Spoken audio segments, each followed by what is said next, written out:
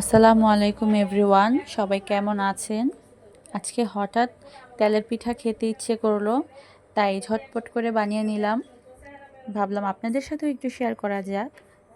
প্রথমেই নিয়ে দিব চালের গুঁড়া, তারপর স্বাদ অনুযায়ী লবণ নিয়ে নিব আর চিনি নিয়ে নিব পরিমাণ মতো।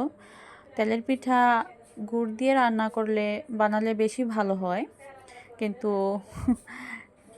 হাতের কাছে চিনি ছিল, চিনি দিয়ে বানিয়ে ফেললাম, সময় ছিল না। তো ভালোভাবে কুসুম গরম পানি দিয়ে ডোটা বানিয়ে নিব।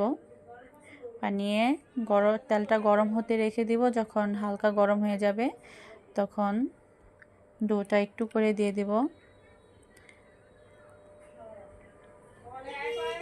অল্প আঁচে ভেজে নিতে হবে, নয়তো পিঠাটা পুড়ে যাবে। আলহামদুলিল্লাহ, আমার পিঠাটা ফুলে উঠেছে। এখন আবারও দিয়ে দিব।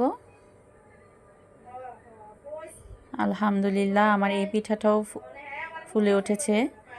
এভাবে একে একে সবগুলো পিঠা বানিয়ে নিব। সবাই ভালো থাকবেন। আল্লাহ হাফেজ।